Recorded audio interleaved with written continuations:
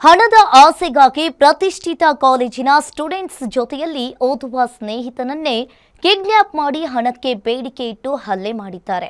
ಪೊಲೀಸರ ಮಿಂಚಿನ ಕಾರ್ಯಾಚರಣೆಯಿಂದ 2 ಗಂಟೆಯಲ್ಲಿ ಆರೋಪಿಗಳು ಲಾಕ್ ಆಗಿದ್ದಾರೆ. ಅಷ್ಟಕ್ಕೂ ಯಾರು ಈ ಕಿರಾತಕರು ಅಂತೀರಾ? ಈ ಸ್ಟೋರಿಯನ್ನ ನೋಡಿ. ಹಣದ ಆಸೆಗಾಗಿ ಸ್ನೇಹಿತನನ್ನೇ ಕಿಡ್ನಾಪ್ ಮಾಡಿದ ಸ್ಟೂಡೆಂಟ್ಸ್. ವಿದ್ಯಾರ್ಥಿಗಳ ಮೊಬೈಲ್ನಲ್ಲಿ ಹುಡುಗಿಯರ ಖಾಸಗಿ ಫೋಟೋ ಪತ್ತೆ. ಈ ಫೋಟೋದಲ್ಲಿ ಕಾಣ್ತಿರೋ ಇವರನ್ನ ನೋಡಿ. ಇವ್ರ್ಯಾರು ಪಿಯುಸಿ ರ್ಯಾಂಕ್ ಪಡೆದವರಲ್ಲ. ಇವರು ಬೇರೆ ಬೇರೆ ರಾಜ್ಯಗಳಿಂದ ಓದೋದಕ್ಕೆ ಅಂತ ಬೆಂಗಳೂರಿಗೆ ಬಂದವರು. ಆದಿತ್ಯ ಬೋನ್ಸಲೆ, ಶೌರ್ಯ ಅಗರ್ವಾಲ್, ಸೈಯದ್ ಮೊಹಮ್ಮದ್ ಬಿಲಾಲ್ ಮತ್ತು ನಿಕುಂಜ್ ಸುಲ್ತಾನಿಯಾ ಈ 4 ವಿದ್ಯಾರ್ಥಿಗಳು ಐಷಾರಾಮಿ ಜೀವನಕ್ಕೆ ಮಾರು ಹೋಗಿ ತಮ್ಮದೇ ಸ್ನೇಹಿತ ರಿಷಬ್ ಅನ್ನೋನನ್ನ ಕಿಡ್ನಾಪ್ ಮಾಡಿ ಈಗ ಜೈಲು ಪಾಲಾಗಿದ್ದಾರೆ.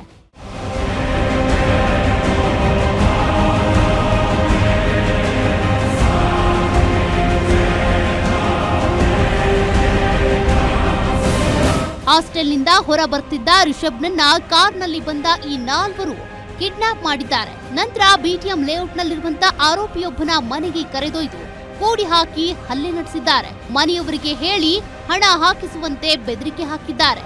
ಜೀವ ಉಳಿಸಿಕೊಳ್ಳಲು ರಿಷಬ್ ತನ್ನ ಸ್ನೇಹಿತರಿಗೆ ಕರೆ ಮಾಡಿ ವಿಚಾರ ತಿಳಿಸಿದ್ದಾನೆ. ನಮಗೆ 112ಗೆ ಒಂದು ಕಾಲ್ ಬರುತ್ತೆ.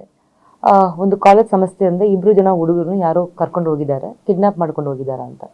ಅದರಲ್ಲಿ ಅವರು ಹೇಳೋ ಪ್ರಕಾರ, ಕಂಪ್ಲೇಂಟ್ ಹೇಳೋ ಪ್ರಕಾರ ಒಬ್ರು ಮಾತ್ರ ಗೊತ್ತಿತ್ತು, ಮತ್ತೆ ಅವರೆಲ್ಲರೂ ಒಂದೇ ಕಾಲೇಜಲ್ಲಿ ಓದ್ತಾ ಇದ್ರು ಹುಡುಗರು ಅಂತ ಹೇಳ್ತಾರೆ.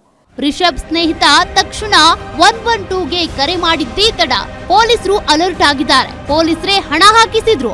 ಆರೋಪಿಗಳು ಪದೇ ಪದೇ ಲೊಕೇಶನ್ ಚೇಂಜ್ ಮಾಡ್ತಾ ಪೊಲೀಸರಿಗೆ ಚಳ್ಳೆ ಹಣ್ಣು ತಿನ್ಸೋದಕ್ಕೆ ಯತ್ನಿಸಿದ್ರು. ಅಂತಿಮವಾಗಿ ಪೊಲೀಸರು ಜಾಲ ಬೀಸಿದ್ದಾರೆ ಅಂತ ತಿಳಿತಾ ಇದ್ದಂತೆ ಎಸ್ಕೇಪ್ ಆಗೋದಕ್ಕೆ ಮುಂದಾದ ಕಿರಾತಕರನ್ನ ಕಾರ್ ಸಮೇತ ಪೊಲೀಸರು ಲಾಕ್ ಮಾಡಿದ್ದಾರೆ. ಪೊಲೀಸರ ಕೈಗೆ ಸಿಕ್ಕಿಬಿದ್ದಾಗ್ಲೂ ಆರೋಪಿಗಳು ತಾವು ದೊಡ್ಡ ಕೊಲೆಗಡುಕರು ಅಂತ ಸುಳ್ಳು ಹೇಳಿ ನಾಟಕವಾಡಿದ್ದಾರೆ.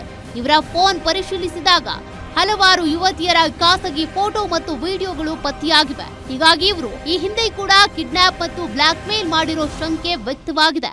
ಕಿಡ್ನಾಪ್ ಆಗಿರೋ ಒಂದು ಹುಡುಗ ಏನಿದ್ದಾರೆ ಅವ್ರನ್ನು ರಕ್ಷಣೆ ಮಾಡ್ತಾರೆ, ಮತ್ತೆ ಅಲ್ಲಿಂದ ಅವರು ವಾಪಸ್ ಕರ್ಕೊಂಡ್ ಬರ್ತಾರೆ.